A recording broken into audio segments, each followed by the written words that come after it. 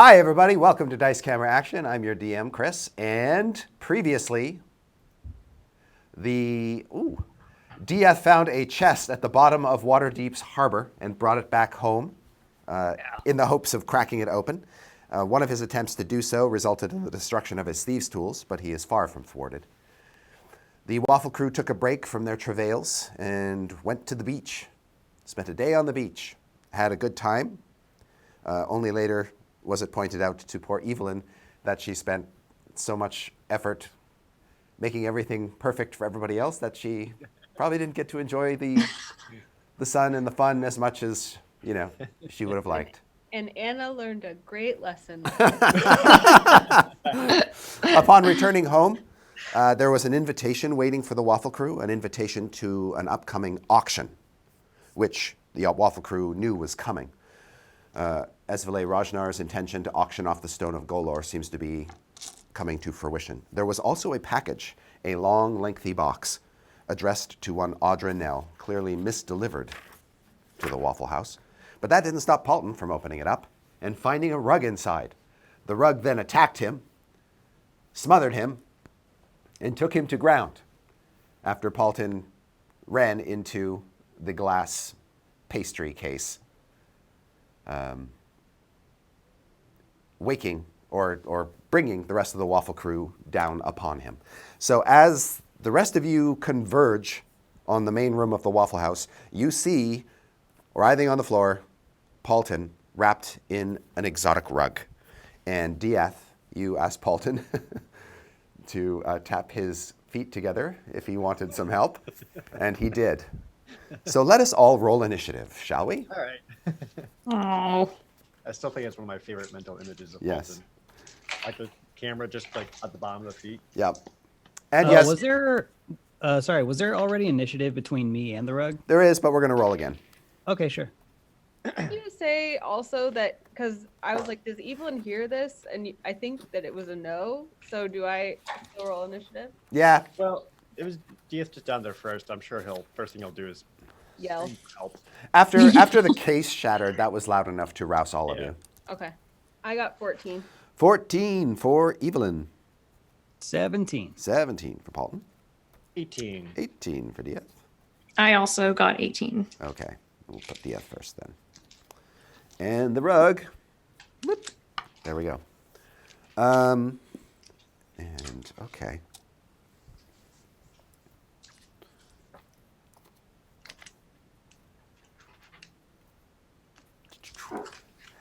Dieth, what do you do? Okay, so this is still like pretty much immediately after we got back from our little.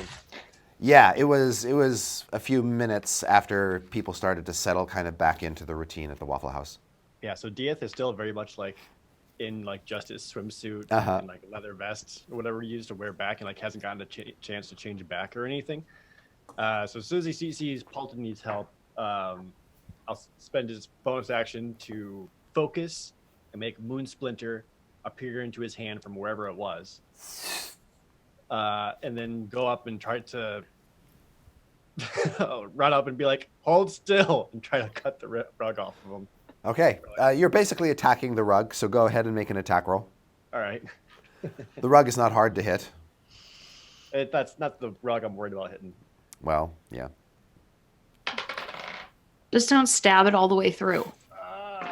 17? That hits. Okay. Roll your damage against the rug. Okay.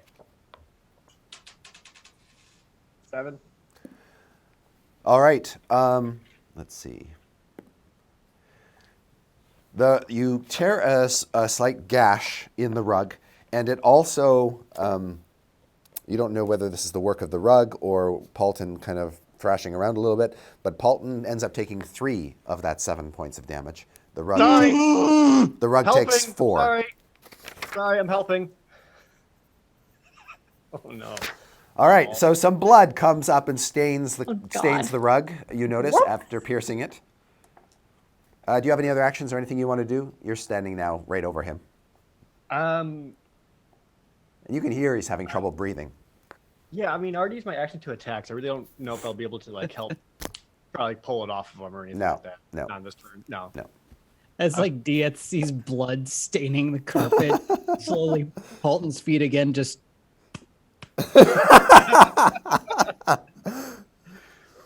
All right, and then Strix, what were you doing when all this chaos came down? I'm pretty sure I probably just went back into the kitchen to make sure that everything was, Yep. everything was taken care of at the end of the day. I know the coven left a little note saying everything was fine, but I Yep. just sort of double check. Yeah, the kitchen was nicely cleaned up and everything looks to be in its proper place. And then in the next room over, you hear the crash, and then you Yeah. come into the doorway and see, well, actually, you probably don't even see him at first because he's behind the counter. But you hear the noise and you see Dieth. So when I see that, I'm kind of just like, all right. I just like see him like stabbing in the blood. I'm just like, Yeah. okay, this is a bad day. And I'm going to, I don't know if this would work if I cast my spell of recall. Would it take the rug as well? This is your word of recall? Your word of recall, yeah. Because if it just takes us, then I could just easily get him out of the rug by just teleporting him out, more or less, which is my idea. I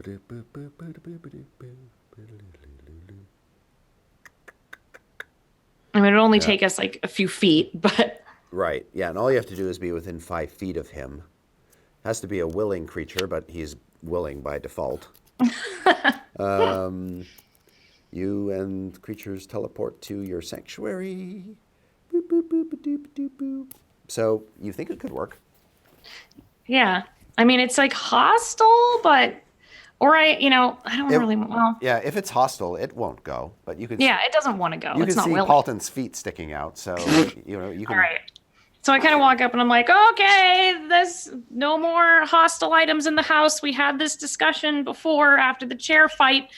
Okay. And I just clap and teleport him to the panic room. So I believe you have to go with him. Yeah, everyone goes. Well, no, you can minimize that. You can just Okay. say you and up to. Okay, then it'll just be me and Paulton. And I'll be like, I'll say, take care of the rug when I leave. Okay, Don't so get grabbed. Yep, you clap your hands. Paulton and Strix disappear. The rug just sort of collapses into a heap with nothing in it. And Paulton, you appear on the floor of the upstairs room that's being used as the kids' bedroom. And all the And kids Strix's creepy storage room. And her creepy storage room. And all the kids are there. They're just kind of messing around and playing in the room. And they're kind of exhausted, actually, from their day at the beach and all the sun they got. So they're kind of languishing there when you and Strix suddenly appear in their midst. Whoops! Oh, there we go. You're not in the rug anymore. Is it my turn now?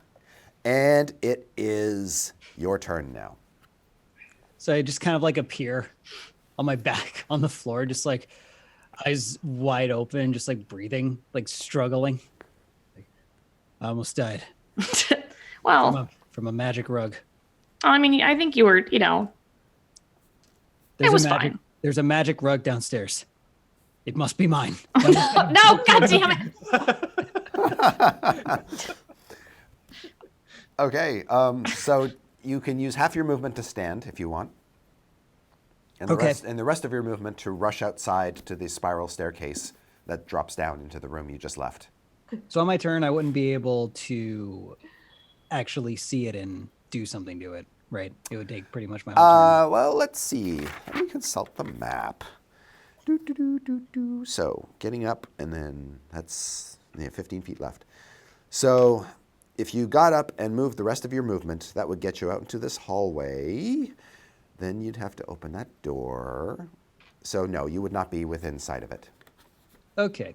I'm just going to make my way back over to it. Okay. Dieth, the rug rears up in front of you Oh, weird. and Sorry. attempts to make an attack on you. Okay. You're Paulton from the next floor, just like, don't kill it! I have plans! 23. God. Yeah. All right. We must use its powers! It throws Did you itself at dodge you. it? It throws itself at you and wraps around you. That's Strix had more faith that you would be able to get out of that. I While wasn't expecting it to roll 23. while grappled, you are restrained, blinded, and at the risk of suffocating. That's good to know. And of course, while it's smothering you, it can't attempt to smother another target. So, all right, Evelyn. So I like to imagine that Evelyn had gone up with the kids Yeah. to like, make sure they were getting all settled, and then heard this crash and like Paulton like, "Rrrr." And so she had started going downstairs toward what she thought was Paulton, and then Paulton's like lapping her, coming down the stairs as well now. He's he won't pass you yet. You're still ahead of him. Well, I guess then, she's running down the stairs and then hears Paulton like, "Don't mess with it." And she's like, "What? Did you like that?" As you come down the stairs, you can see into the tap room that the rug has somebody smothered, and based on the feet you see sticking out at the bottom of it, you think Diath is now entrapped inside Yeah, it. click your feet twice if you need help. Anyway, she runs over and tries to just peel the rug off of him. Okay, in that case, make a strength athletics check. That was my plan all along. Opposed by the strength athletics check of the rug.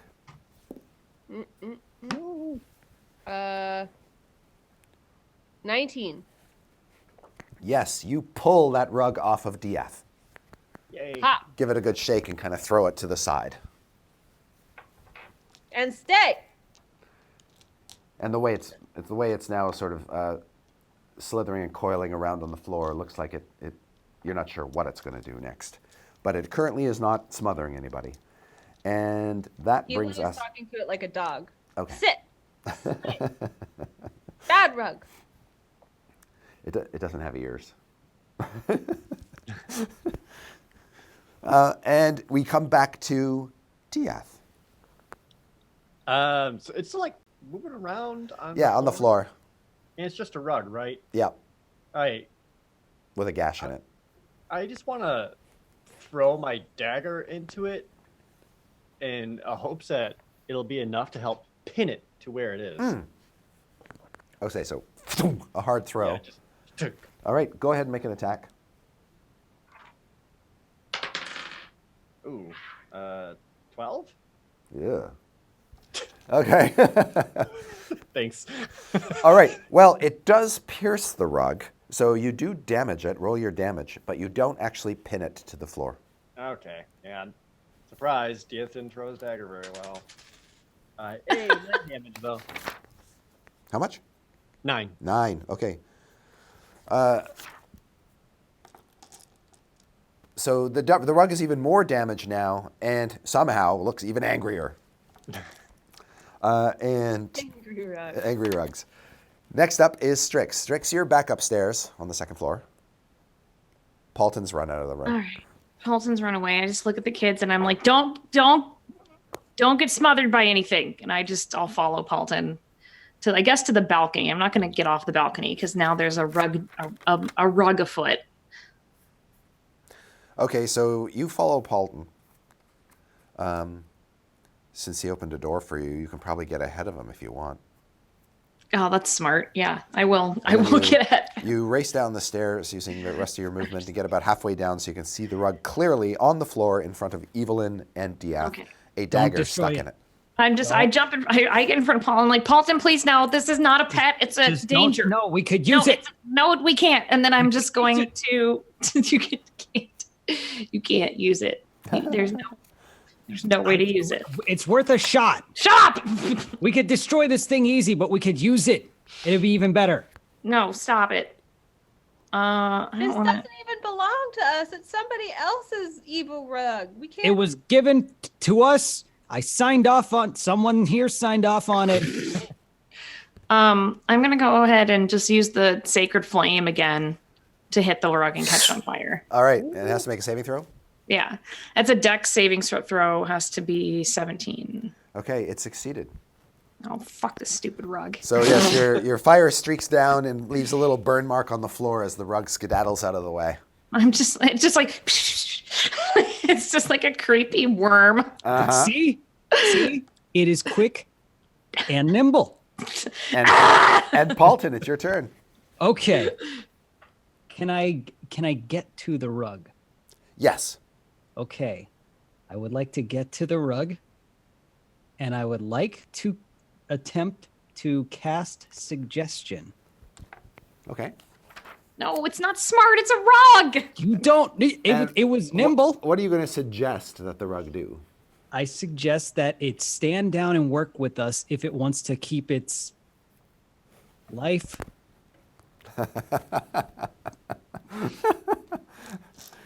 All right.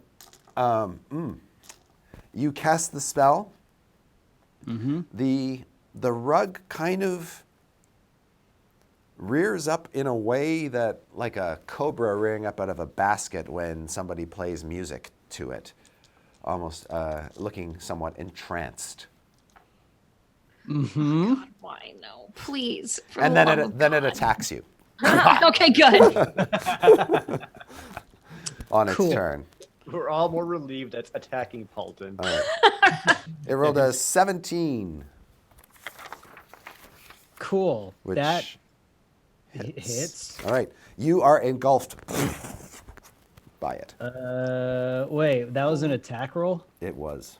Cool. I'm actually going to use my reaction and use cutting words to bring down that attack roll. Okay. So that is a D10. So it's 17 minus whatever this D10 is. What How it do you look like insult to use this- cutting words on a rug? I was gonna say, what words could truly cut a rug?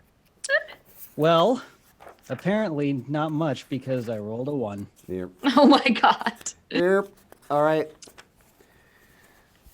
Yeah, so Dieth and Evelyn, you stare in amazement as the rug engulfs Paulton again. So right before like slaps over Paulton, he's just like, Uh-huh. your filigree is bled. Yep. Yep. Okay. Maybe it's hugging me. Maybe. And so that's its turn. So Evelyn. Evelyn rolls her eyes and she's like, and then just goes to peel open this Paulton burrito as well. All right, make your strength check. 24. Okay. The rug is trying really hard this time. It's even harder for you to try to pull it apart, but you manage it and you rip it off, cast it aside so that Paulton can kind of pop out. I said sit. God, I hope someone is watching this. So do Almost I. just 1,300 people are. All right, and that's Evelyn, unless Evelyn wants to move, which I assume she doesn't. And Dieth, we are back to you. So we're cool with me destroying this, right? Please? I'm assuming you're asking everyone but me.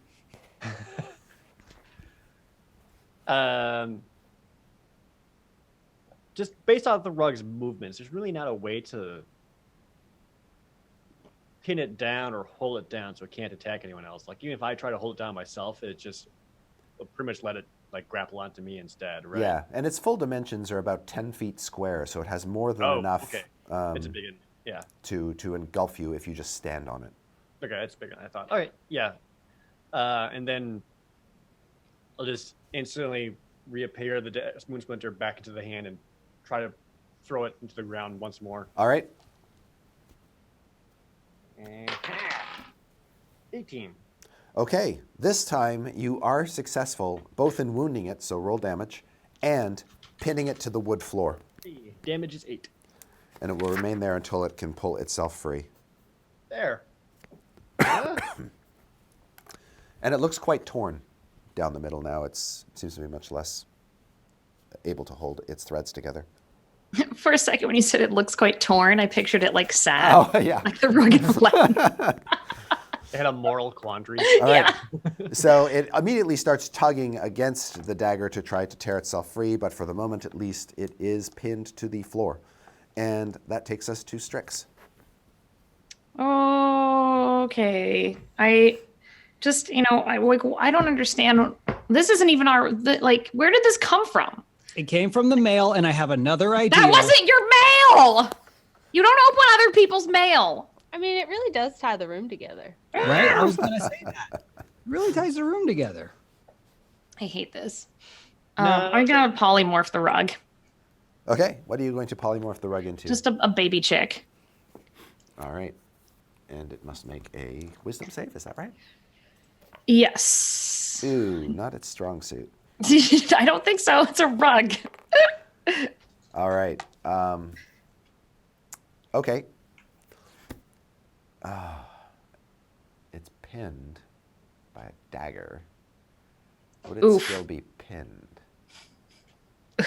Oof. Well, Yes. Oh, yes. God, Chris, no. Oh no. All right. So you turn it into a little baby chick, which is now pinned to the floor Oh, God. with a knife. I immediately nice. throw up. Okay. Just throw up. Strix, you crucified this poor baby chick. I didn't What think were that you was going to thinking? happen. Oh, How God. could you? And when this tiny creature writhes and dies, it will revert to rug form. Oh, this is the worst thing I've ever seen. Yep. relax, it's not a real baby chick. Oh. And so that's Strix. Paulton, you see this little baby chick impaled on the floor with a knife. Just walk over. I just kind of like give it a little like tap kick with my foot. Just like, Oh. Okay. man, that really could have tied the room together. Well, it'll turn back into a rug. It's dead now. It lets out a little death chirp. No! Oh, that's real sad. You kicked the impaled baby. I didn't kick it. I just kind of gave Just it a tapped it with the toe of his foot. That's all. Strix just shakes her head and she's like, I have to leave. She just goes upstairs. Stop. It's like Stop. I didn't impale it, She just goes upstairs. nor did I want. I was She's just- fine with it. She just being she impaled looks on- over the railing back down and she says, "No one should have this power," and then goes back in her room. So, Paulton? I wanted a magic rug to help us in our wacky antics, but no, you wanted to crucify a baby chick today. So, She's gone. You're talking to yourself. well, there is still the one who did the daggering. So, I did not crucify it. Evelyn is just staring where the baby chick was with like a huge boo-boo lip and watery eyes, like. so it's dead. Almost. It's in its death throes. So, Whose turn is it? it's mine. Paulton, technically. Okay, like- thank God. Tapping, You know tapping it with his foot didn't really count as an action. He has turned to Paul and just is like, I'm not doing this. Like, nah, this is dumb. I'm out. I'm just gonna go to my room. Paulton walks away. This is someone else's problem. All right. Paulton walks away, which means Evelyn. Oh, no, sorry. It's the rug turn. The rug dies.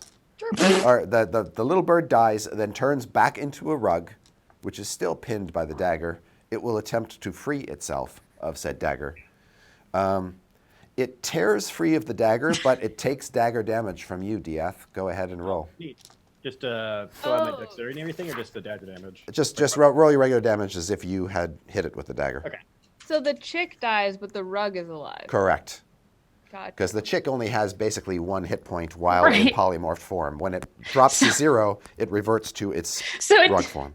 it did nothing. All we did was just see a horrific display, and then it turned back into a rug. Well, Yeah. if it wasn't pinned, it would have been great. Yeah. 7. Okay. After tearing free of the rug, after tearing free of the dagger, the rug amscrays. It basically rushes Good. to. How does it move? It trundles and flops across the floor. Yeah. Yeah. And it will just pop out through the door and go off into the night. That rug. We haven't seen the last of that rug. If we could have kept that rug, I would have named it Trundle Flops. And now we have the new thing that will come back to haunt us. And The rug? a Is that the rug new in its- Strahd? It's army. Trundle flops in its army. An army of other, like, discarded house goods? Oh my gosh. Discarded animated objects. Yeah. Regardless, we've now pissed off the neighbor. I mean, I guess the neighbor wouldn't know. Like, maybe they ordered it on Waterdeep Amazon and it just came to the wrong house. Maybe it was being sent to their place to assassinate them. Oh, yeah, maybe. Maybe we saved their we life. saved them. I Just actually like- agree with Paulton on this one. Do we know who it came from? Because it very much well could be a trap designated for that person. Do we keep the box? There's no return address on the box. There's simply the delivery address to one Audra Nell in Trollskull Alley. We should talk to Audra and let her know what happened. Yeah. In case Trundleflops is trying to find her too. And if Audra has any known enemies, they should know. Strix isn't here. He says she's crying in her room over the Yeah. show of power for killing a baby chick. Mm-hmm. Yep. Well, Mm. I'm gonna go get dressed. Let's Okay. start with that. You get dressed. Yay. I guess we can all take a moment to get out of our beach costumes. Yes. And as you're getting dressed, DF, you see that chest in the corner there waiting for you. I love how delighted both Chris and I are. The tension between DF and this chest, like, ooh, baby, ooh, yeah. Yeah. Dieth's just like, ooh. No, I didn't forget about you. Are you just gonna you're not gonna try and open it again? You should try and open it again. Oh yeah, I'm gonna try to open it again. So, Yep. now that we had a little bit of time and crises are averted, I'm sure we got a little bit of time. Yep. DS will go up to the chest and basically use different amount of tools. And since the lock itself was eating his tools, he's Yep. going for an alternate breach. Okay. And instead, he's going to examine the hinges of the Okay. lid itself and see if they can be disassembled to potentially just lift the top right off. Potentially, with some expert thievery, Oh, you can dispense with the hinges. hey there. You want some expert treasure hunting? You got it. There aren't any obvious things like, hey, there's screws I can take out. Right. There's nothing quite so pedestrian. These hinges are remarkable in their construction, but, they're just hinges. Yeah. So I would like to, I guess try to do that. Okay. Is just try to find a way to remove the hinges itself. All right. Go ahead and make your dexterity check. Should I add the thieves' tools or pick lock or what? I guess just thieves' tools, not pick lock. Yeah, so you're not picking the lock. You're just using your thieves' tools to try Okay. to remove these hinges. It's just It's still pretty good. That's a 29. Holy shit. All right. You are able to unattach the hinges and thus remove the lid. Yes, this is the best day. God, I hope it's a rug. No, when you pop this off, you can see that an airtight seal and a watertight seal is broken Oh, as you remove the lid. shocking. So the inside appears to be perfectly dry and has remained dry the whole time the chest has been down there. And you are surprised to see the chest filled literally to its brim. And actually, as you remove the lid, some of the contents spill out around it, and it appears to be full of sawdust. What? Like when you take the lid off, there's Yeah. this kind of lid-shaped dome of sawdust where the lid was literally pressing down on the sawdust until its interior shape was basically indented in the sawdust. So this thing was filled to the lid with sawdust. If it's Right. another bomb, I swear. The only reason they would put something like sawdust in there is they're trying to keep something fragile protected. So I'll carefully and slowly remove sawdust. Yeah, just what's going on in here? You sort of brush away some of the sawdust, and as you do, and you get a little bit deeper into the chest, you see there is indeed something packed in the sawdust. And it appears to be made out of varnished clay, ornately decorated. Jared's literally bouncing a little bit. So it's like, I'm just like, when is the magic item gonna fall out of this and just kill you? did it seem like it was in a casing or another box of sorts? Or No, it seems to be a container, and as you expose more of it, it is kind of large, urn-like or jug-like and it's got multiple stoppered necks, one at the top and additional stoppered necks around its upper hemisphere. And there seems to be a pattern, just a sort of geometric design painted under the varnish on this jug. When you get the jug out in its entirety, you see that amid the sawdust, still in the chest, are a number of other items. Oh, okay. I'm gonna take this large ceramic thing out first. Okay? So I try to actually remove it from the chest and see if I can like gently. Yeah, you can set it down on its base. It was sort of in the chest on its side, but now you can set it down Yeah. on its base. I kind of like take a moment to like kind of examine its exterior and like any extra designs or stuff that I can, based off my cursory knowledge, if I can glean any possible historical facts and where maybe it could Okay. have come from. You can Don't know. you can make a history check. Oh sure, I would love to. That's not great.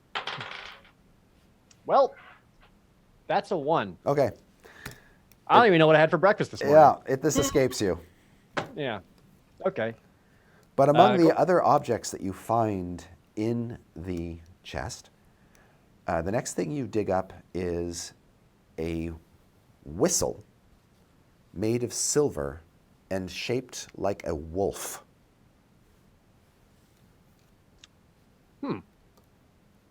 I'll need to have Strix look at this in private at some point and not let Paulton see it. You're Paul, just like, I feel like someone has something I want. I'll find it. Paulin's putting on his nightgown while he's saying this. Okay.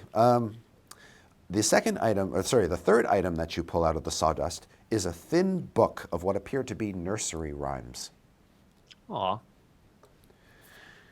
Don't want it.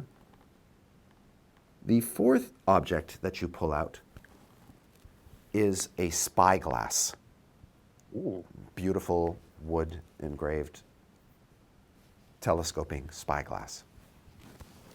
All right. The next Eh, object oh. you pull out is a wooden eyeball. Well, that's fun. I like that. That's weird, but okay. And then the next item you pull out is a wooden pipe with sort of a skull-shaped design at the end. Some smoked skulls. And then at the very bottom, you see a hangman's noose.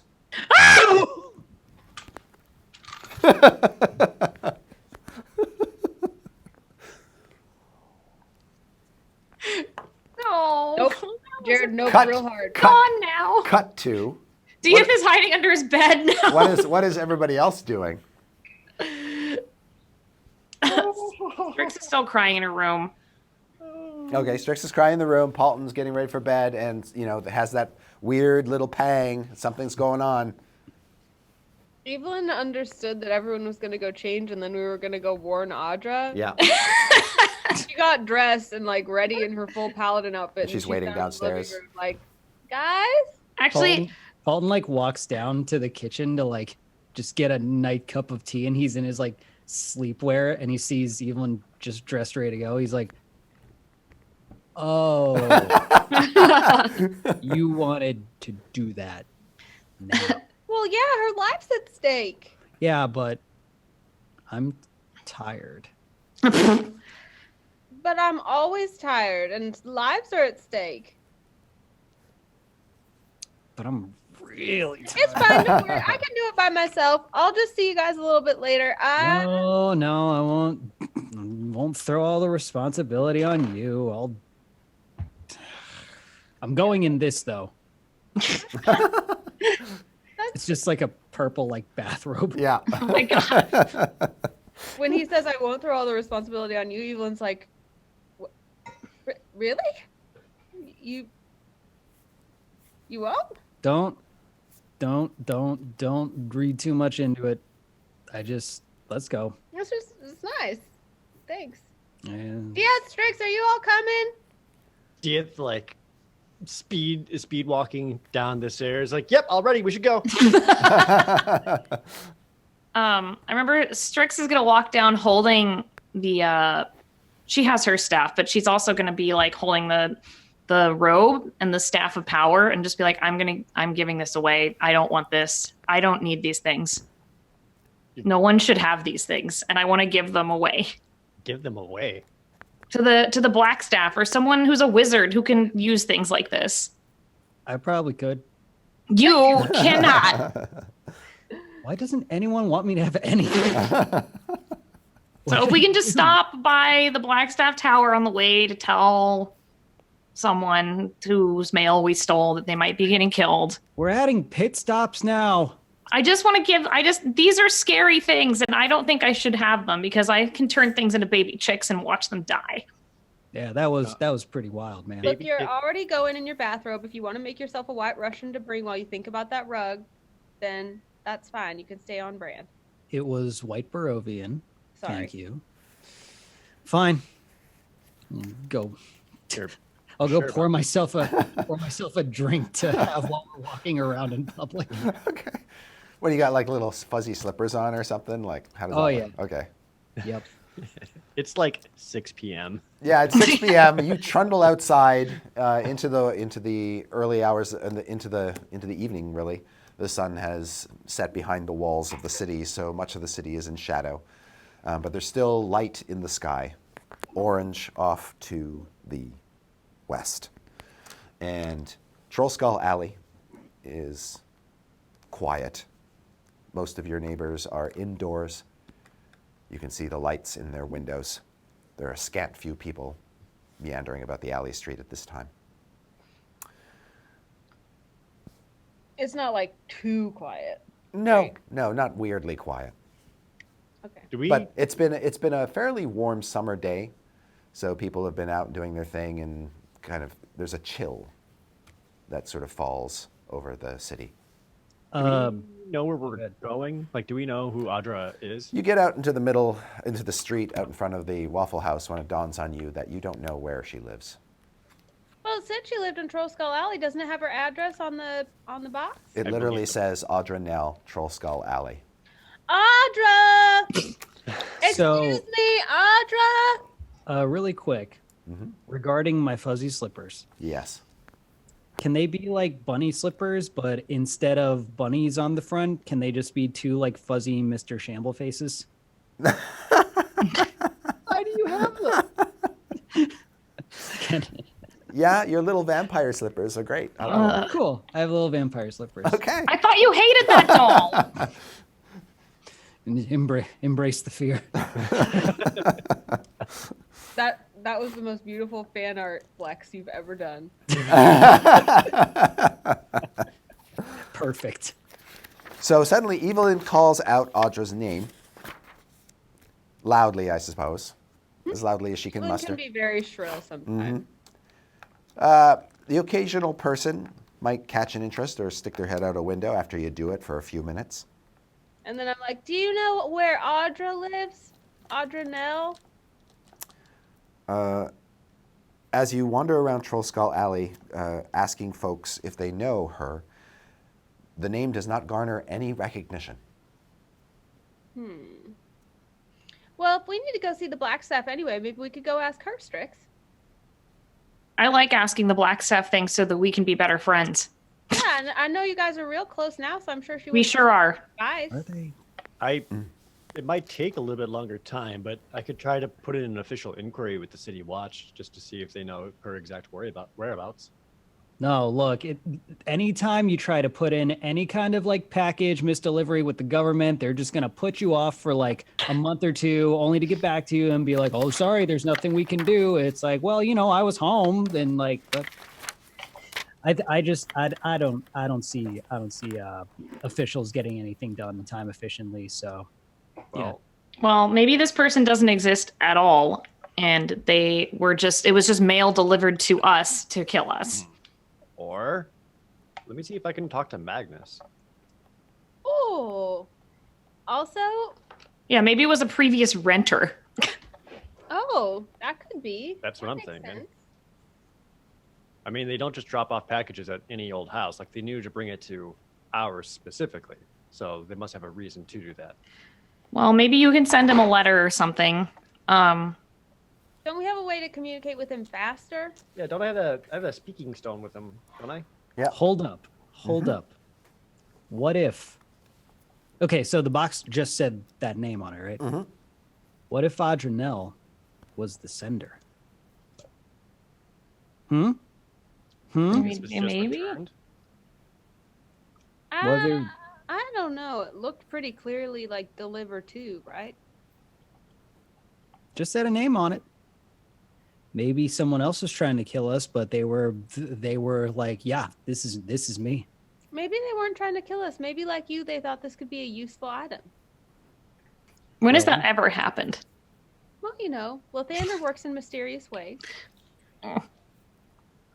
All I'm saying is that this is weird.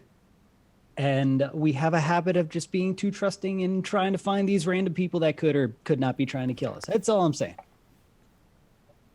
You worry too much. That you, You look down at your vampire slippers. Can we just go talk to this Blackstaff, please? I'll go by myself. It's fine. I just want to get these away. Sure, we'll start there. Let's go, Strix. Okay. The Blackstaff lives... by the way, Paulton is Yeah. just so dumbfounded by anyone here saying you worry too much. Yeah. Evelyn what? takes his silence as agreement. She's like, As you leave Trollskull Alley, you make your way west on Delzoran Street to the high road. You cross the high road and begin sort of zigzag your way down streets of the Sea Ward to get To to be walking. Blackstaff Tower. Copper Street and then Selmore Street and then down Shield Street and then Hassanters Street and then Wim Street and then Mendiver Street and then all the way to the Trader's Way, which surrounds the market square, which is quiet. By the time you get here, it's about 7 o'clock, 7:30. And then This is so fun. We haven't Yes. seen this much of the city on foot. This is so pleasant. Yep. I stop and get a coffee. you make your way. You stop at a small corner bistro, grab a coffee, and then head down. I pay for it with rocks.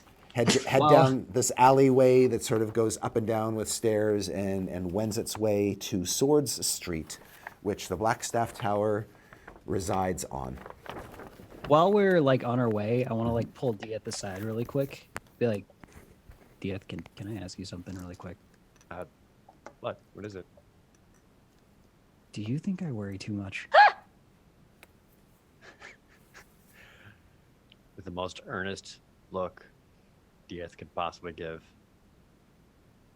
Not at all. If anything, we should always be worrying more. See, that's what I was thinking.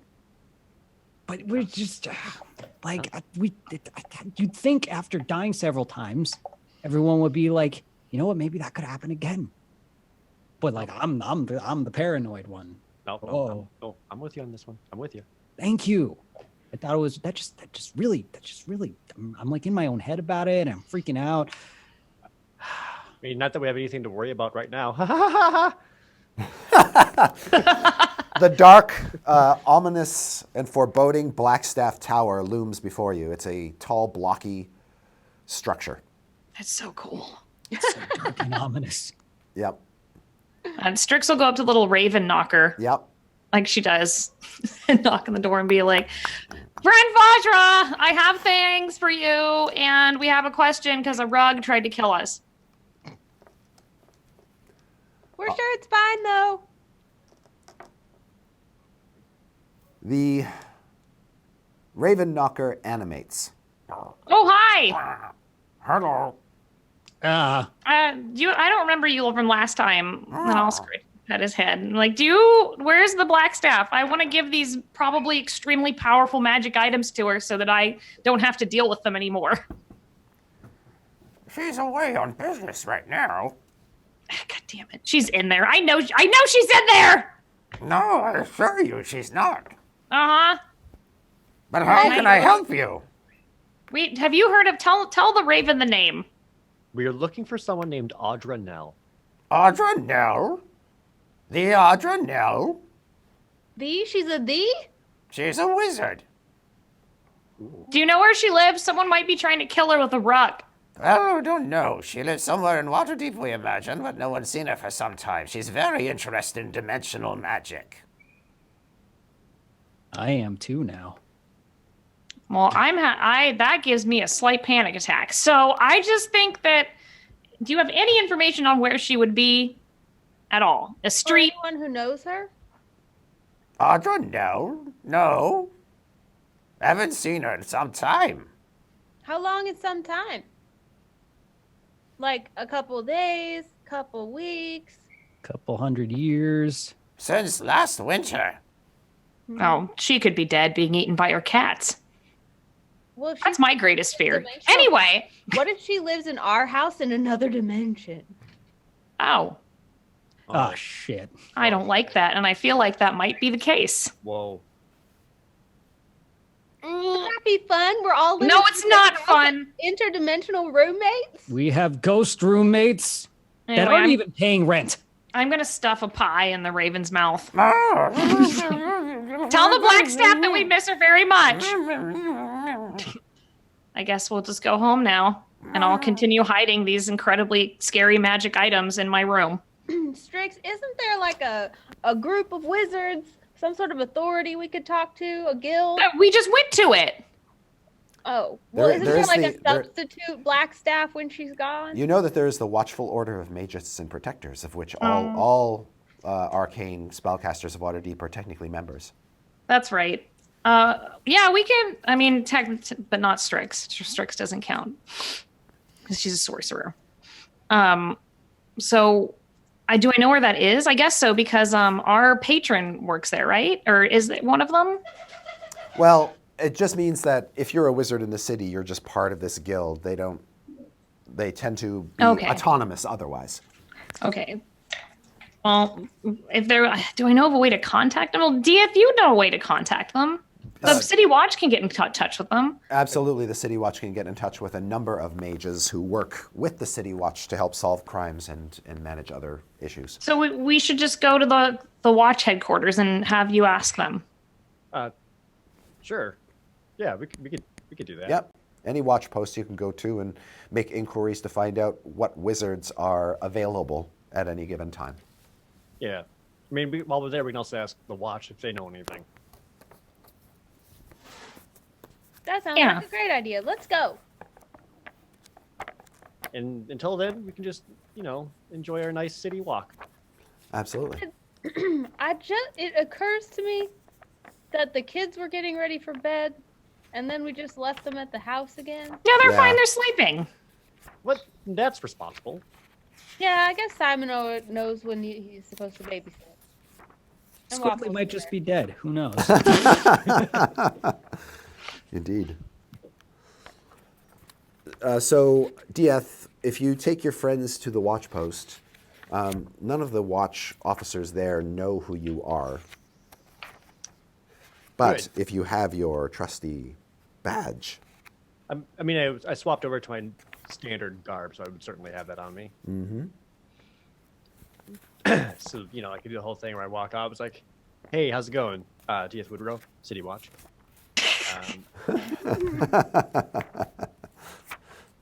Are you guys impressed when Dieth pulls this? Evelyn's like, it's a real badge and everything. Yeah, have we seen the badge before? I don't. No, we did because of the captain's hat. We've seen it. That's a good question. Because Strix said that Dieth was going to get a new captain's hat, and that she just sees it and it's like, I have to make a new one. Fair. Is Alice there? Ooh. Oh, that's why I should Is go Todd there? talk to Alice. Yeah. Alice or Elise or whatever her name was. Yeah, Alice Caladonna. Yeah, I'll go talk to Alice. Oh, okay. In that case, Wow. you can find her because you kind of know what her schedule is. Yeah. He knows it real well. Yeah, she's been a really responsible and trustworthy friend. Yeah. And Nice. you can catch her at one of her off-duty hangouts and have a conversation with her. And she's like, "So, Audra Nell, yeah, she's a wizard. She's a member of the Watchful Order. She's a little crazy. I heard a rumor that she tried to apply to join the Arcane Brotherhood, and they turned her down. And she started to become wrapped up in some strange local magic, and some of the other wizards in the city censored her. Yeah. And then she kind of disappeared. We haven't seen her in a while. Do you happen to know or remember where she used to reside before her disappearance?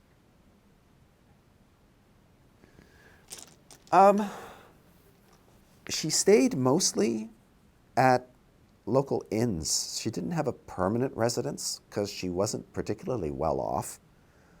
But I can ask around and find out more information about her. Maybe find out if she had any regular acquaintances or if she bought her spell components from a common source. Yeah, if she's still around here, I'm starting to fear that her life is in danger. I'll tell her about the whole rug and everything and how it's addressed to her. I will not tell her about... Maybe she ordered it. Well, I consider that as a possibility too. Wizards do like to use strange objects as guardians. Suits of armor. And swords. Water Amazon just has such good shipping deals these days. Yeah, are we here? Are we listening to this whole conversation? You're probably at another table overhearing Yeah. eavesdropping on the conversation. Because Strix is just watching really intently, just like eating. Like,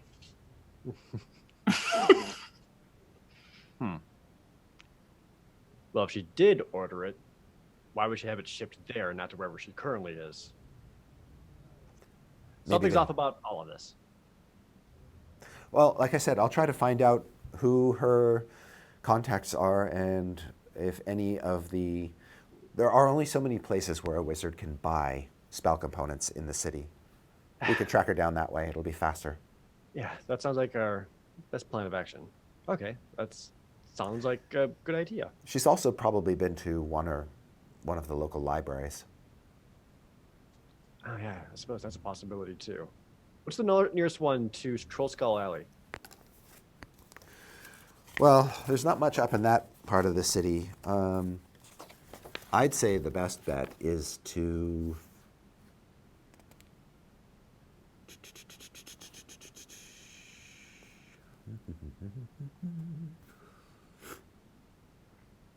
is to visit the one near Blackstaff Tower, or well, I'd start there, I suppose.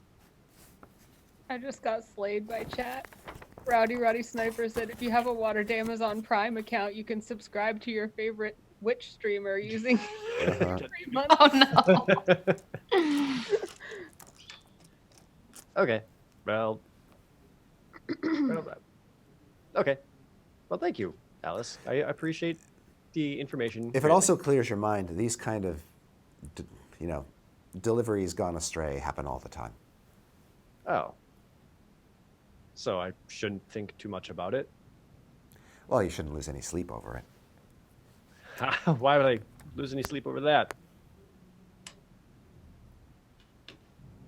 What does she know about your sleep, Dia? We're at the other table. The rest of you can see that there is some kind of connection there. Some kind of fire. Some kind of fire. Strix doesn't see it. Strix She probably just knows doesn't she's see it. upset. Alden like nudges Strix. He's like, Strix, you feel that? It's like radiating over to this table. When Paulton nudges her, she just goes, "What?" A bunch of other people in the room just suddenly look at And you. she looks at them and goes, "What?" They go back to Strix. their soup and bread. Fun trivia. Did you know that you don't have to yell? Yes, I do. Are we leaving yet? Well, while we're in conversation, can I ask you something? Yes. Why do you want to get rid of this stuff? Why Because wouldn't it's scary. It's from a wizard. I'm not a wizard. But it's magic, right? I mean, I guess I haven't even really looked at it. I just know it's scary. Why is it scary? You know what, Paulton? I don't know. Why is anything scary? Everything's scary to me. I just live in a constant state of fear. I'm scared of that guard that Dieth is talking to, and I don't even know why. well, maybe it's not as scary as you think and could actually help. Maybe this is a cool thing to have and maybe you could spend more time with it. Fine. I will look at the stuff right now and I'll Arcana check it and see if I can see what it is. Gives Paulton an under the table high five. Like, nice. Are you going to start with the cloak or the staff? The robe or the staff? Sorry. The staff. And I got a 21. You study it. You think you might? I've been looking at it. Do you think you might have to kind of attune to it? All right. I will pick up the staff. And just to prove a point, in the middle of the end, just stand there holding the staff and say, okay, Paulton, is this what you wanted? And attune to it. All right. So about 5 minutes later, you do Of me attune standing. to the staff. And this staff of the Magi, you discover, gives you a +2 bonus to attack and damage rolls made with it. And while you hold it, you gain a +2 bonus to spell attack rolls, Oh, which is nice. but it doesn't turn into anything. The staff has 50 charges for the following properties, and it regains 4d6 + 2 expended charges every day at dawn.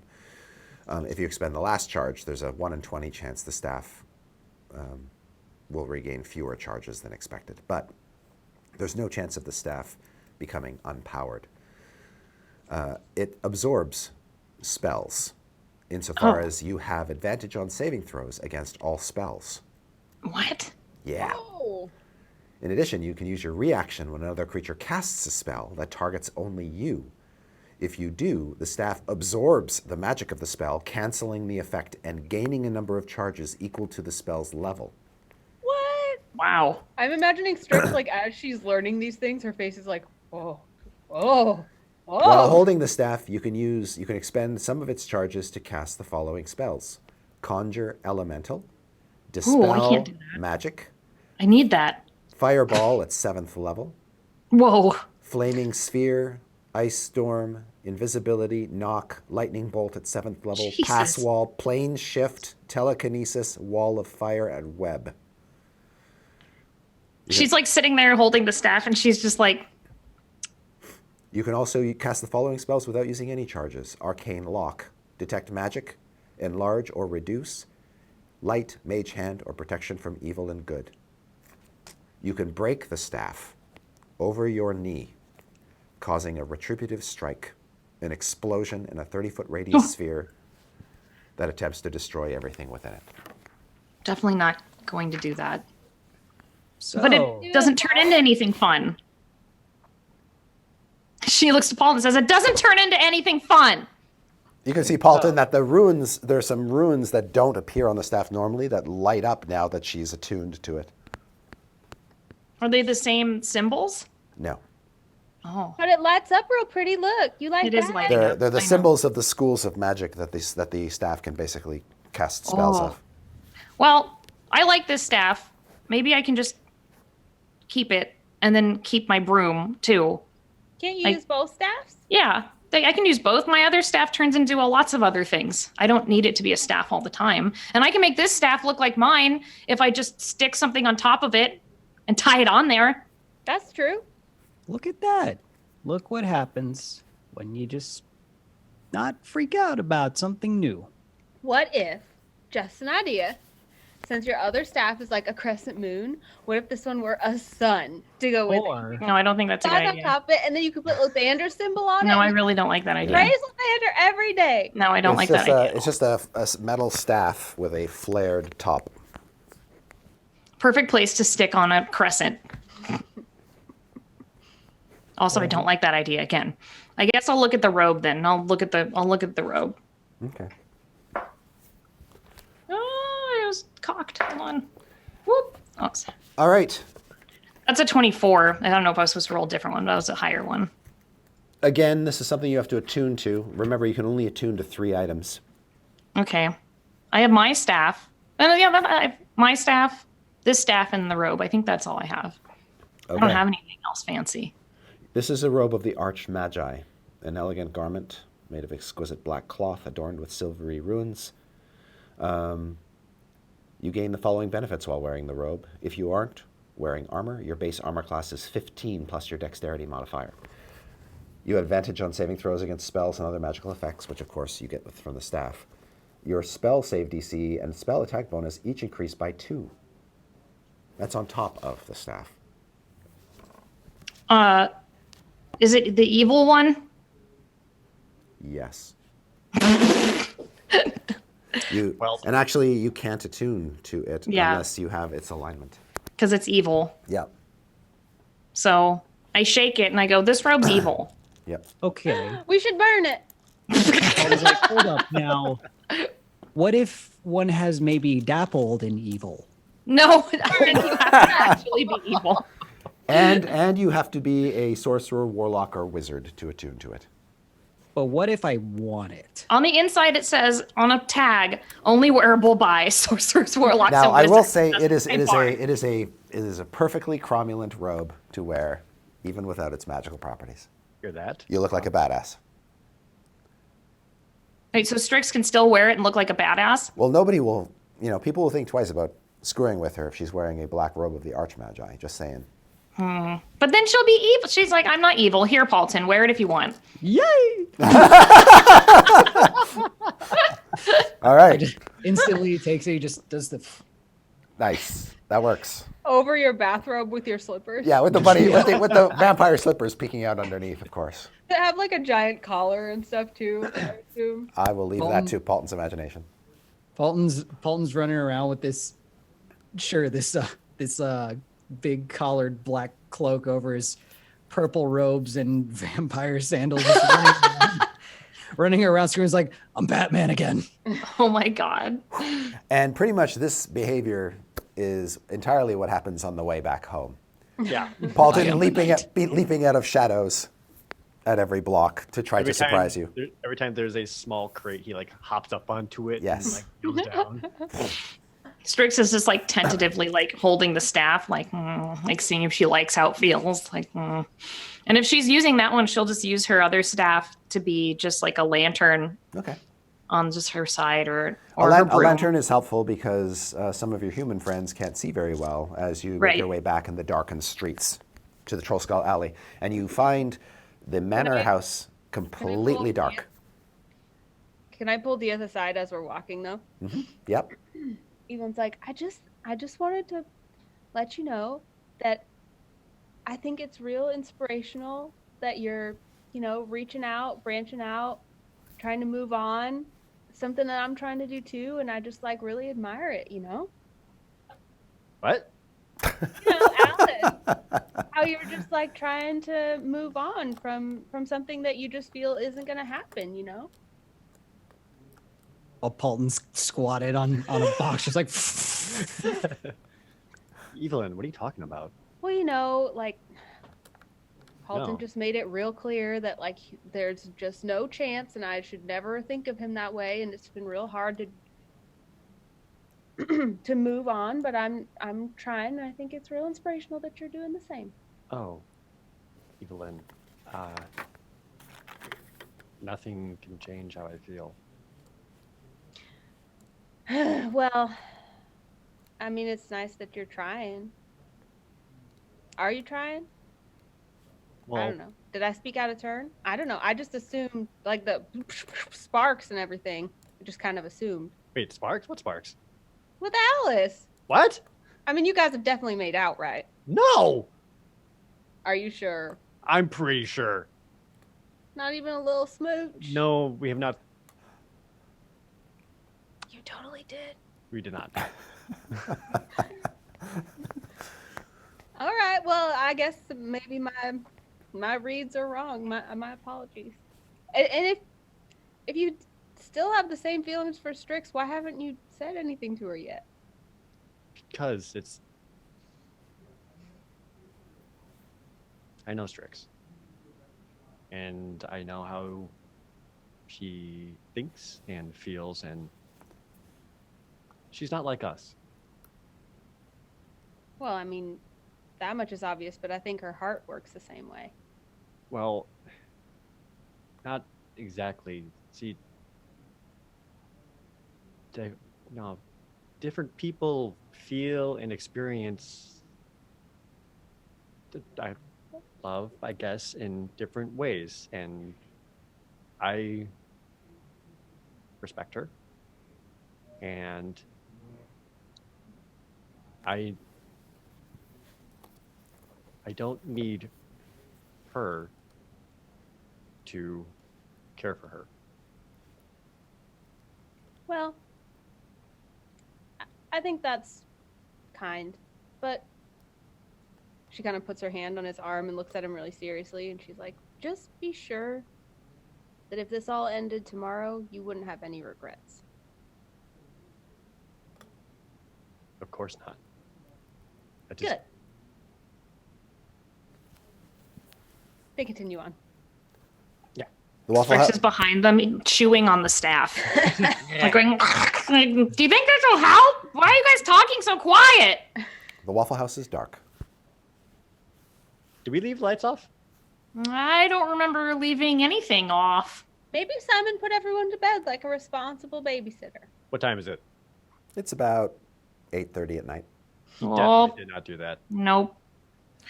I will go check one of the windows that is not the front of the house. So you can go off to the north side of the house. There's a window on the ground floor that looks into the tap room. There are windows on the second floor balcony that look into Waffle's den. There's windows on the third floor that look into Paulton's bedroom, and windows on the fourth floor that look into Diath's bedroom. All right. Okay, I'm back. Sorry, I had to get my thing so I could actually do the thing. Can I look in the tower, actually? Nice. Sure, yeah, you can absolutely look in the turret. You know that nobody stays there. No, that's true. Nobody stays. You haven't had time to move Simon into that turret yet. Okay, I don't need to check in there. I guess I'll check. Is there any way to look in the back into the tap room? There are no windows facing the back wall of the tap room. However, you can peer into your bedroom, Evelyn's bedroom, or even the kids' bedroom from the back. Or Okay. sorry, no, you can peek into the kids' bedroom from the back. Okay, I'll look into the kids' bedroom then. I'll be like, everyone stay. I'm just gonna fly up and take a real quick peek. Okay. The kids' There's bedroom. there's no one in there. Oh, they're gone. Okay, I fly back down, land, and say the kids are gone. The kids are gone. They're gone. Maybe they're playing hide. It's quiet. Wait, the We- kids are gone? They're gone. Okay, hold on. No. Wait, is this the robe? I'll check the shadows. No. All right, so you're gonna go. Are you really gonna go off and check the shadows around the house, Paulton? Yep. All right. Evelyn's going inside like, I'm sure they're just playing a game. She's going to go look inside. Don't go inside. We have to sneak inside. If someone is inside, we can't go inside yet. We have to sneak inside. Trix is right. We have to sneak in there. All right, if the kids aren't there and I don't see anyone in there, I can teleport us inside. They'll never find me. Why don't we? Let's do that. I will just get us inside, and then we can open the door from there. And whatever's in there, we can sneak up on it. Just try to conserve your magic as much as possible. Well, then I shouldn't do that. Right. I can get in there and at least try to scope it out as much as I can. Even in the darkness, I'm still familiar with our own house. I can make my way around. Mm-hmm. I'll get an aerial view. I can turn invisible now because of my new stick. And I can check the shadows because I am the knight. Yes. I don't know what that means, but I'm going to use my new stick to turn myself invisible. Okay. Whee! You turn invisible. Evelyn goes airborne. Diath, what do you do? I'm going to stealth my way through the front, not before turning to Strix and be like, remember, you're invisible, not muted. Try to stay quiet.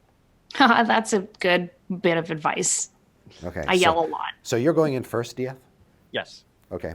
You creak open the tap room door. You peer into the room. It looks very much like you left it, only it's dark and quiet. That is far too quiet. Paulton, make a Strix. perception check. You got it. Perception. Not my worst or best. That is a 22. Okay. What do I see? You see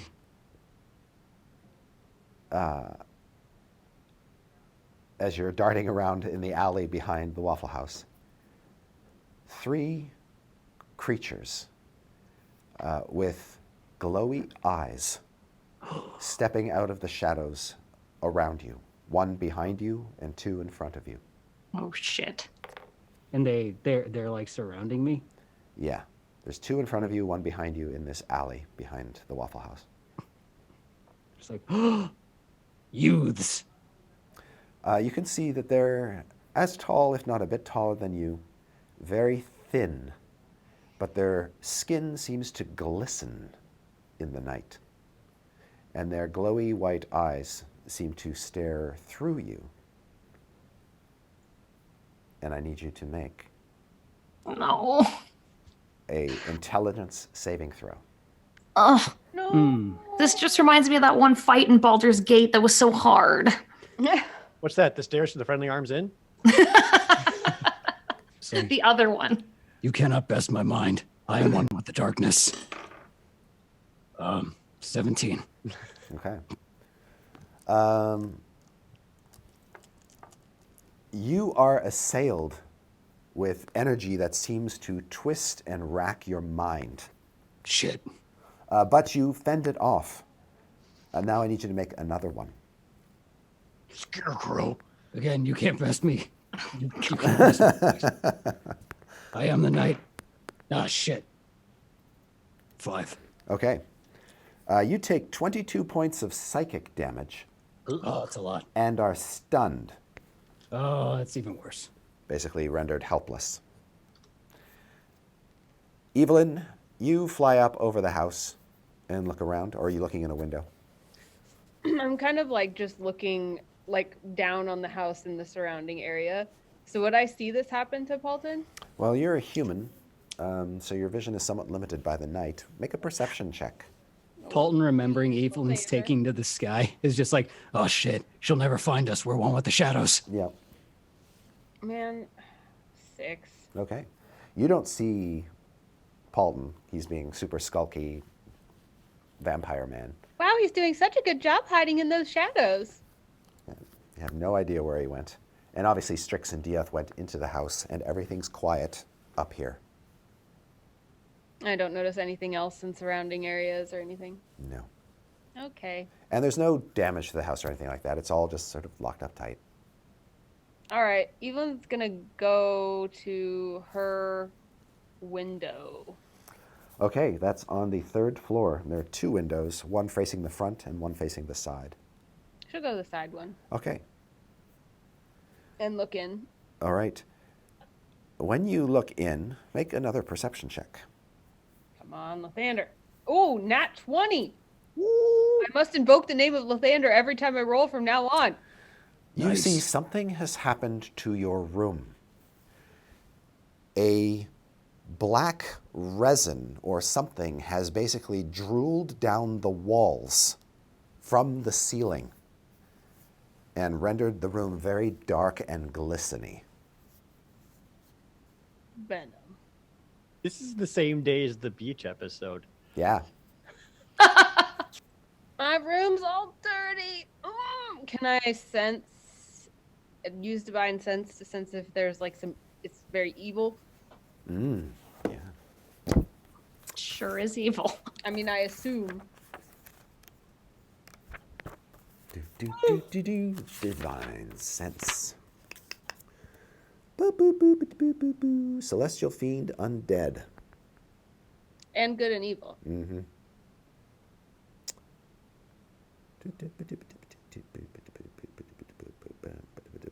Did we lock the doors? Do we ever lock the doors?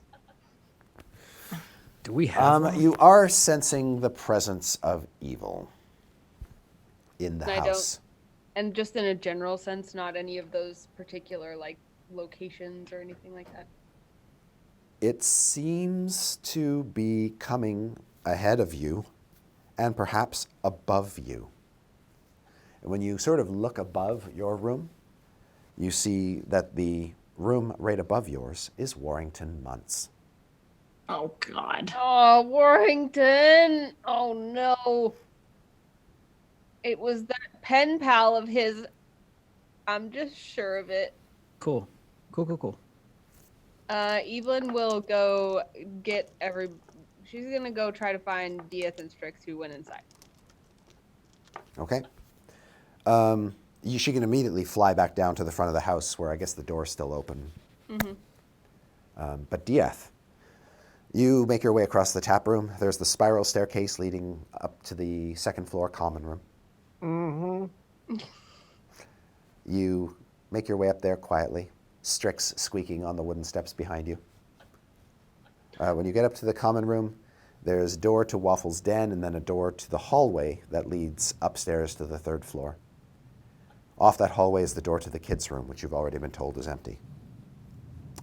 When you get up to that staircase that leads up to the third floor, where Evelyn's and Paulton's bedroom is, you hear something on that floor above you move.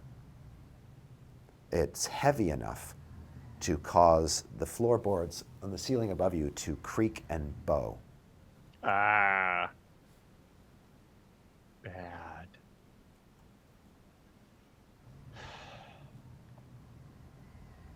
Well, Strix can see me, Yeah. so I guess silently I'll signal to her and kind of point up, but also doing this. And there's just enough moonlight coming through the windows on the floor above to not render you in complete darkness. Okay, great. Then the two of you hear a sound like,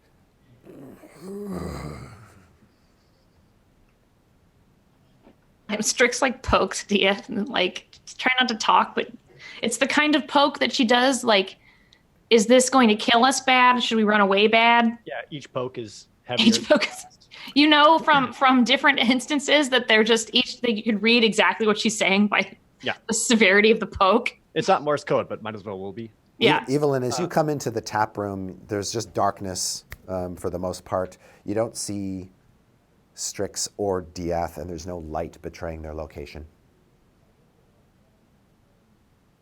Guys, where are you? You guys upstairs can probably just barely hear Evelyn's downstairs whisper. I guess I'll silently go down to where she should hopefully be able to see me. Okay.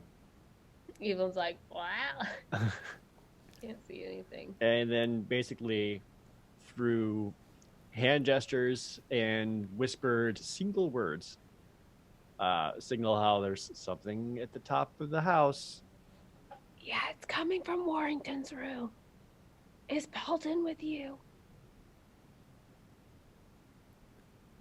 Do you think he's having fun? Paulton, you're stunned out in the alley, kind of lying down on the cold pavement. Right after she says that, cuts to me just like, I'm not having fun. You want to take action, but your brain and your body seem to be completely disconnected. And looming over you are these three creatures with octopoidal purplish heads and tentacles coming out of their faces. Oh, keep those away from me. And one of them sort of props you up and pulls the hood back off your head. No, my identity. And wraps its tentacles around your head and face. Remember when you said you should be worrying more? The night has fallen. This is way worse. This is the bad. time to worry. You can repeat the saving throw. You need to repeat. You really need to get this saving throw. This is an intelligence save. Just so you know, this is really bad. How close is he to me? Can I give him my aura? Nope. 16. You snap out of it. Oh, Oh my god. the Dark Knight rises. At the end of your turn. Will rise momentarily. All right, Dieth, you're with Evelyn. Can I like yell something when I snap? You sure can. Cool. As I snap out of it, I'm like, Yeah, everybody in the house can hear a surprisingly distant sounding scream from outside the house. As soon as Evelyn hears that, she'll look at Dieth and go, Warrington's room, and then leave and go to help Paulton. But Wait, I was gonna death ward you! Strix, you're upstairs alone on the second floor when you hear something heavy shuffling, making its way toward the staircase. Oh God. Okay, so it's coming towards me. It is above you and heading in your direction. All right, I am going to do something because whatever this is, it's bad. So I want to try and set a trap or something. Let's see. You're kind of at the bottom of the staircase. It's kind of approaching the top of the staircase, and the staircase has a bend in it. I think one of the spells that my staff has is called Pass Wall, Yes. and it says you can make a passage. So I can kind of just like make a hole in the ground, more or less. Yeah, you can create an opening through a wall or Yes. floor. Yes. I'm gonna make an opening in the floor, Like right at your feet. like right where I can hear this creature coming. So it's above you. Oh, it's above me. Okay, then I'm gonna back up and I'm gonna make a hole in the floor All right. In the where ceiling. I hear it In the ceiling, you're saying. in the ceiling. Yeah, Okay. but So- I'm still invisible. So. Absolutely. As the hole forms in the ceiling underneath the creature, it falls through and lands in front of you. And as it gets up, you realize it's about 7 feet tall, very, very broad and powerful, wearing the torn remains of Warrington Munt's uniform, Oh my all God. stretched and torn out No. of proportion.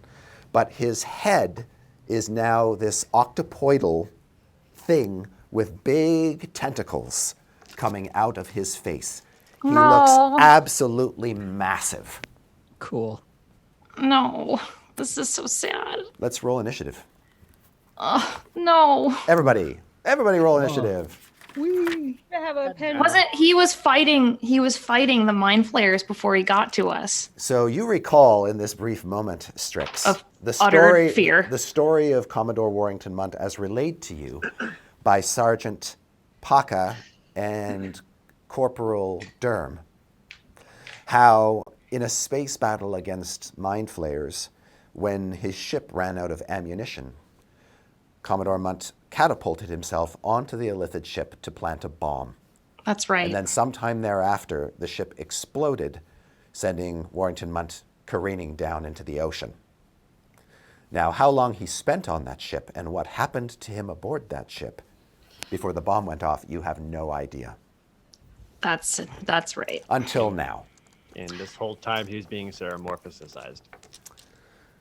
So, Strix, what was your initiative? I got 19. Diath, 23. Evelyn, 21. 21. Paulton. 16. I know it's a good roll for Evelyn. I was. All right. Diath, you hear this loud on the floor above you. Great. I mean, I'm going to make my way up there and see what the heck that was. When you get But to the I top of don't- the spiral staircase, you see what has become of Commodore Munt. No. And he is massive. A 7-foot tall, 5-foot wide mind flayer. Oh, God. I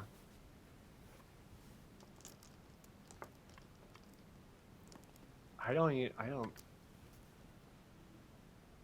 And you're the only one he can really see because Strix is Yeah. invisible. Yeah, you know Strix is there though because she just cast that spell for him to fall through the ceiling. Actually, Yeah. that would have made you visible now that I think about Well, I'm here too. it. Yeah, so he sees you both. I guess when TS gets up there and sees that, he actually just hesitates and then, like, just is unable to act. Okay. Because it's like, is that Warrington? What do I do? You here clearly now? see the shredded uniform, and even his medals are still attached Right. to his. So yeah, there's like enough of a hesitation there that he isn't unsure if he should attack it or not. And yeah, so I guess that'll just be the end of his turn. He just doesn't know what to do. Evelyn, you race outside and come around the alley to see Paulton lying with 3 figures looming above him, all with these squid heads. You can see still the night. they're dressed in black, dark robes with breastplates over their shoulders, high collars, and tentacles coming out of their faces. They turn to you and their eyes glow. Do I see clearly that they've like attacked him? Yes. They've attacked me. Oh, well then. Flaming sword. Boom. Flaming Sword lights up the alley, and you can charge in and make your attacks. Yes, please. I will take first a boop a doop boop boop. 26. Hit. And that will do. Where's my D6? One moment.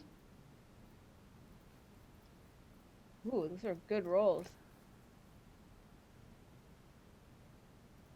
26. Okay. And with some fire damage. Is that including the fire damage? Mm-hmm. Okay. It takes all of that. Seems badly wounded by that. These creatures don't look like they're built to take piles and piles of damage. And what's your second attack? It is 22. Hit. Another hit. 5, 9, 14, 19, plus 5 is 24. Ow. Okay. This creature looks quite bloodied after you strike it with 2 swings of your burning sword, and you smell its alien flesh fill the alleyway. Evelyn stands over Paulton protectively and glares. And it does sort of recoil from you in sort of a cowardly, shrinking manner, its tentacles twitching. Its companions seem likewise distressed. And that's you. Next up is Strix. Oh man. You sense, Okay. you sense nothing but malevolence from the creature. Oh in front of yeah. I noticed that Dieth is frozen, but I know it's just because he thinks it's Warrington, but I can already tell that it's bad magic and this isn't anything we want to deal with. Or aliens. Bad aliens? I don't know. They are aliens and that really upsets me. So, oh God. I am not happy with this at all. And I'm going to try. Oh my God. There's not even a reason to try and do that either. I guess I want to try and hold him. So I'm going to try and cast Animate Object. And I know there's got to be some chairs or something around here that I can animate. There's some chairs, but they look kind of small compared to him. There's the banister of the staircase next to him, which is bigger. Okay, I guess I can animate that, and I want to have it wrap around him Okay, well, and just kind of grapple him. okay, we can consider that banister, the railing, a large object in its entirety. Okay, So make an attack with a +6 bonus to hit. So d20 +6. yeah, I think so. +6 bonus to hit, so that's 16. Okay, you are able to hit him. Roll 2d10 +2 for Okay. damage. This banister, get him, banister. Okay, so that's only 8 damage, 8. Okay. but he And is you- grappled. It sort of coils around him in a way that it's really trying to hold him fast. Right, to now keep him. he gets to make an attempt on his. And I also try and tell Dieth, like, it's not him, it's not him. And that's Strix's turn. Next, it is Paulton's turn. Okay. So while I'm still just kind of lying there.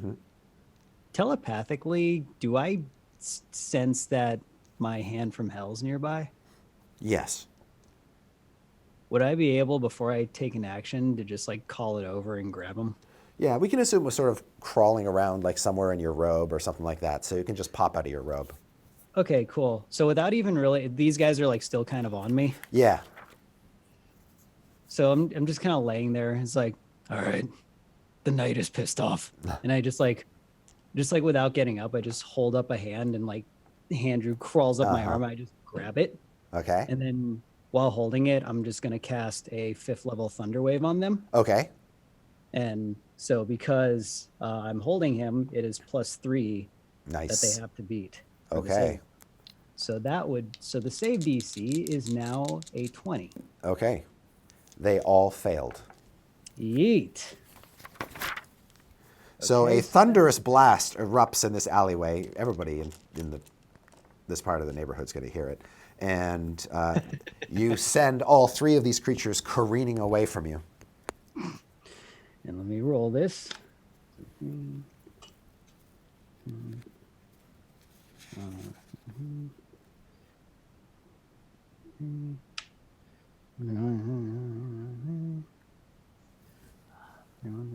$33. Ow. Okay, as they go tumbling backward, it's very clear that the one Evelyn injured previously is dead, because it just flops down onto the ground with no signs of life. The other 2 are blown back 10 feet, but are still alive. I'll just kind of get up now and just brush myself off. And that's what you do. It's like, And your hand will just crawl up onto your shoulder. what y'all did? Not cool. All right. And Chad pointed out still wearing the Strahd slippers. Absolutely, yes. So All like right. he has this like cloak on, but like his like just regular like calves down or like exposed under the robe. On the creature's turn, the ones in the alleyway, you see the 2 of them pick up their dead third friend, just sort of hold his lifeless body between them, and then they levitate up into the air. Oh no, no. I hate it. I don't like that. You can see, something about the way their composure suggests that they are attempting to escape.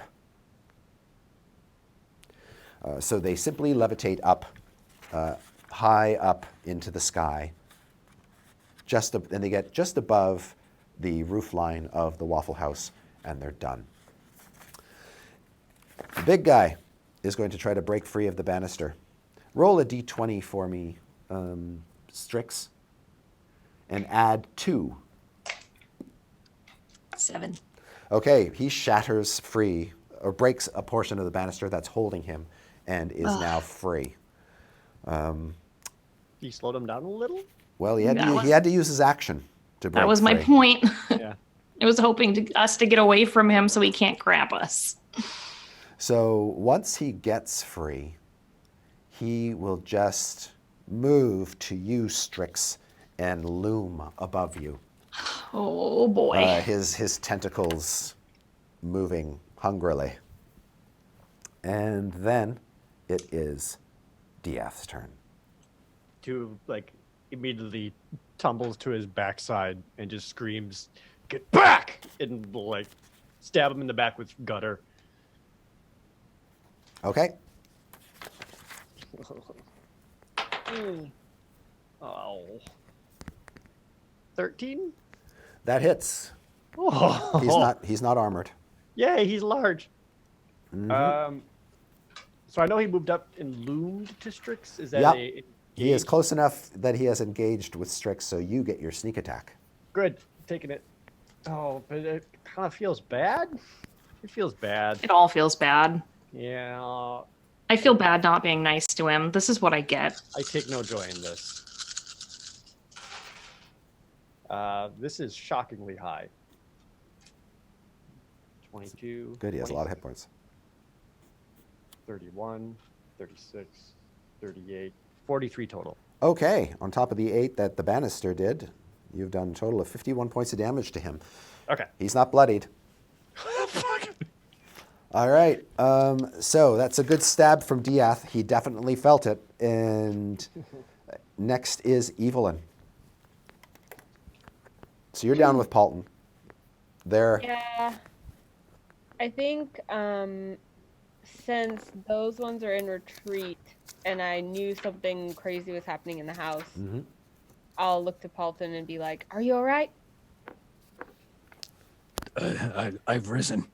That's wonderful. Okay, let's go inside the house and help Diath and Strix. Paulton's like looking up at them floating. He's like, but I have a fun idea for that. Okay, well, Don't worry. I'll handle this. and okay, then just I will be on scream my again way. if you get hurt again, okay? Oh, God, I will. Okay, and then Evelyn will follow Diath and Strix. Okay, so you go back into the house, Evelyn. It'll take all your movement Evelyn's get just like, into the house and up the stairs to see this creature that Diath and Strix are confronting. oh no. And then Strix, you're next. Okay. I don't like that he is there in front of me. So first off, I'm going to go ahead and Misty Step behind him, Okay.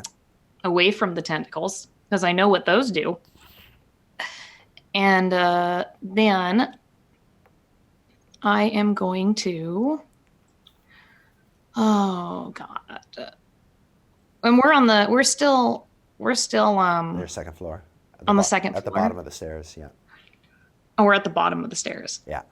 Okay, all right, I can't do that. And is the banister still animated? Yes, and you can still make attacks with it if you want to. Okay, yeah, I want the banister to grapple him again. Okay, make another attack, +6. Okay, all right. Oh my God, for fuck's sake. God damn it, I rolled a 1. God. Okay. Nope, it flails but misses. But you still take your action. And I'm just like, this house sucks! All right, well, it doesn't work, but I'm going to... Oh my God. Is there any way that I think that maybe he can't be polymorphed? Or do I not know? You don't know. Okay. I'm not even gonna, this is an abomination. I'm just like, and also the baby chick traumatized me. So I'm just not, I can't do that right now. So I think what I'm going to try and do is I'm going to try and, is it if they're willing for reducing their size? Enlarge, reduce. Let's see.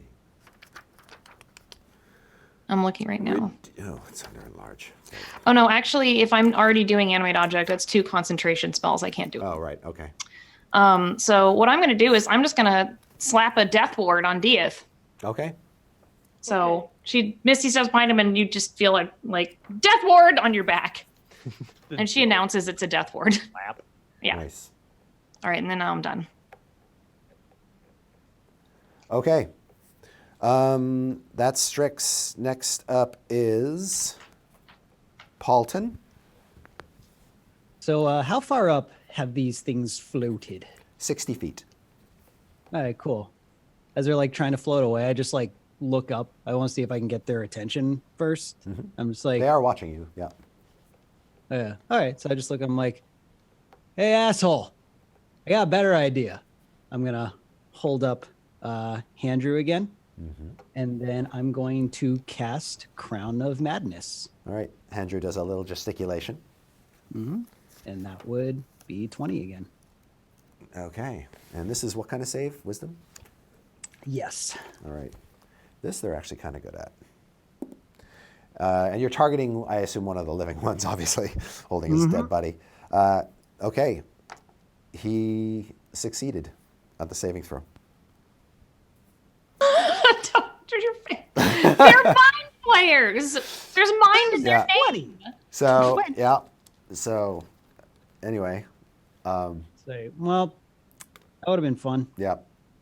Can you at least have Handrew give them the finger? I assume he's just doing that like I, Okay. constantly. I assume that's how you cast the spell. All right. So next, on their turn, they levitate up another 60 feet. So they're 120 feet up and way up in the night sky, Paul. And you can barely even see them, except for their malignant glowing eyes, at least the two ones that you didn't kill. And Can I use my movement to start heading into the yes, you sure can. You can get I also yell like, they got away. You can get into the house and hear the fracas upstairs, but you can't see the horror that was Warrington Munt, who attacks It's probably for the best. Diath. You're his target. Hello. You receive a telepathic message. Ding dong. And then his tentacles try to wrap around your head. Good for start. Oh. 22. Where's my armor class? Yeah. Yep. All right. Wait. Am I there? Does that help? Is that a magical attack? It is just a regular attack. Just a regular attack. I can still use a bonus action to impose disadvantage. It's not your turn, so bonus A action. reaction, I mean. Oh, reaction? Yes, you can do that. He now has disadvantage.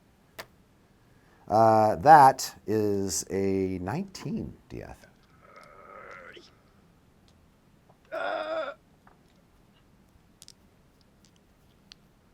Okay. So it would normally hit me, but I have this Blade Mastery feat, and I can use that, use my reaction to enter a sort of parry stance and give myself one more armor class until my next turn. So I do that. Okay. Go up to armor class 20. Okay. My mom arm and your stand. Yeah, it's like between the mom arm and then like using my sword to kind of get myself away. Excellent. Now it's your turn. Oh god, that's so scary. Yeah, they'll just go like parry into like another stab right into his torso, especially now that Evelyn is here assisting. Yep.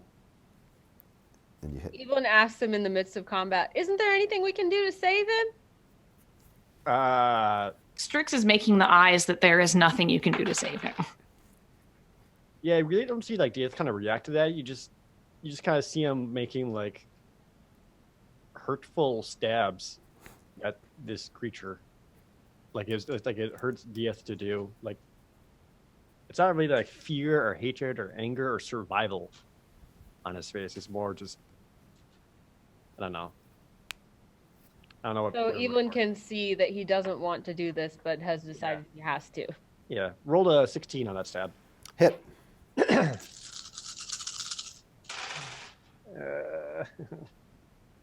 6, 12, 18, 23, 27, 29, 30, 34, 39. Oof. Wow. All right. He has now taken 90 points of damage and is bloodied. These Idle Champions dies have been working out. So shout out to those guys for giving me some extra D6s. Evelyn, you are in melee combat with this creature. She steals herself because she also doesn't want to do this, but she trusts that Dieth wouldn't be doing it if it weren't necessary. So she readies the flame sword and takes a slash for 28. That hits. And it does... Are you divine smiting? No. Okay. 20 damage on the first attack. Okay. That hits. He's still up. And then 21 for the next. Hit. That does...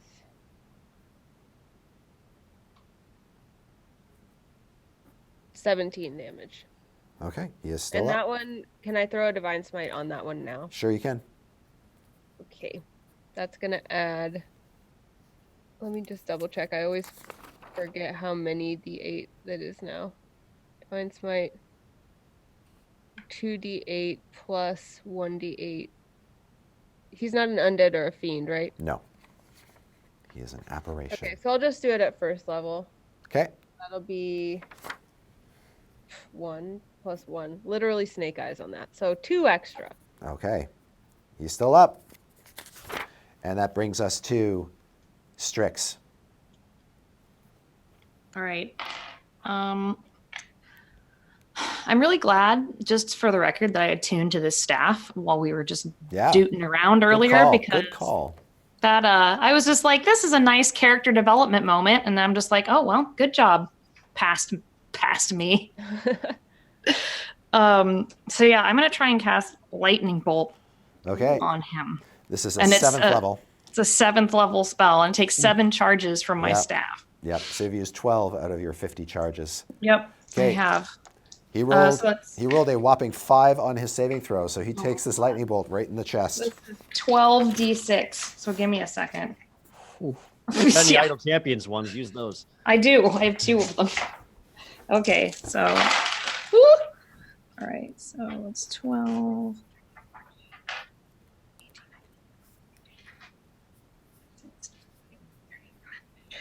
3, 4, 6, 37, 38, 9, 40 for 142, 43. So 1, 2, 3, 4, 5, 6, 9, 2 more. So it's 43, 5 for 6 for 7, 48. All right.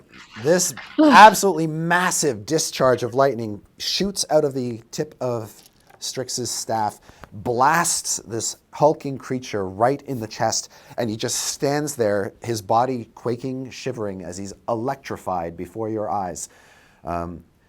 She just keeps saying, I'm sorry, I'm sorry, I'm And sorry. as it just pulses into him, you see this massive creature drop to its knees and then fall on its face, dead in front of you. I'm sorry. I'm sorry. Paulton, And she just, Yes. she's so sorry. Would I be? Yeah. you're up. Do I have enough movement to get up to the scene now? You do, and you see this massive mind flayer still jerking on the floor with little lightning bolts arcing across its dead body. Well, I'm just Wow. kind of like walks in the room holding hands, just like, all right, don't worry, I'm here. They got away. I'm here. Ha! What? Explain. Someone explain. Yeah, What am I please do. looking I at? don't know what I'm looking at either. Strix is just kind of like falling to the ground, is kind of just crying because it's just, she didn't want to be mean to him. She didn't want to, What happened? Why is he like this? Can we fix it? What is that? Why do we want to Can I fix this? This is Arcana bad. check to try and, do I know what this is, or can I Yes, Arcana check you it? can Okay. absolutely make an Arcana check. so No one's that's, explaining anything to me as I'm yelling me? questions. Actually, I'm going to use my, that's 19. Are we still even in initiative? It's still your turn, technically, Paulton. Well, if no one gives me answers, I'm gonna try and blow it up because it's scary and looks like it was hurting. Okay, it does look to you clearly like it is dead. Okay. It's Warrington. Excuse me? Your Arcana check reveals something you had read about mind flayers, and there's lots of cautionary tales about mind flayers. Oh, I know that. One of the most distressing things that they do is they procreate, and the way they procreate is they plant a tadpole in a humanoid host, and that tadpole performs a process called seromorphosis, the transformation of the host body into a new mind flayer. That's how mind flayers are born. Yeah, Strix chills kind of like just still on the The ground. creature becomes the mind flayer at that point. The transformation is irrevocable. And yeah, she'll explain this to them and say he became one of them and it wasn't his choice. Well, what if we took him to the spires and we had a resurrection and he came back? It doesn't work like that. We can't, Sure. he would need a true resurrection and we can't, he's gone. That's not how this works. His brain is gone. It eats his brain. And if we don't check everyone in this house somehow that they might have one of those inside of them too, because those mind flayers were just here. And that's where we'll stop. Ugh. So we had our beach episode. Now we have like our like annual physical episode. Oh my God. Checkups. No, this is definitely the alien invasion episode. Yeah. Next week, we'll see Whither the Children. Oh God. All right. Any announcements? Everything's terrible. We were going to do the auction episode next week, but actually, now that I think about it, I want Anna back for that. So we'll hold off on that because Anna, you're going to be out next week. Yeah, I'm out next week. The game will march on. I'll miss y'all. Yep. It's my birthday on Friday. Happy Aw, birthday! Happy birthday. Oh, You're- happy birthday. Is that why you're going to be gone so nothing bad happens to Evelyn near your birthday? Actually, a friend got me a really, really nice birthday present, but it's one of those birthday presents that has a date to it. Yeah. And it's No. that date, and I can't turn it down. Of course. I'm going to be gone, and I will miss you all very We'll dearly. miss you. We won't set the house on fire while you're gone. No Yeah, promises. please find the children. Yeah. I feel like there was something else to announce, but I can't think of it. Okay. So if I sounded weird tonight, it's because I'm suffering from a cold. I took lots of medication before the show, so hopefully it didn't sound too weird. Yeah, shoutouts to Chris Perkins for coming in and doing the show despite being so sick. Nah. And the fact that there's this most snow in 40 years in I've been- Seattle. Well, that's the tricky part, but Yeah. I come from Canada. I'm not a stranger to snow. Thank you, Chris. Yeah, Thanks, no worries. Yeah, thank you. Yeah. All right. So if thank you for there are this. no announcements, check out the subreddit. Lots of fun conversations happen there, and you see lots of cool art as well. I'm sure there'll be some fun pieces with or without Paulton in his vampire slippers. And until then, take care of each other, take care of yourselves, and have a great week. And we'll Wait, are see you soon. spamming the link? You Wait. got it. Yes. Done. Jared is spamming the link. And that's it. We're a wrap. Take care, folks. Bye. Bye.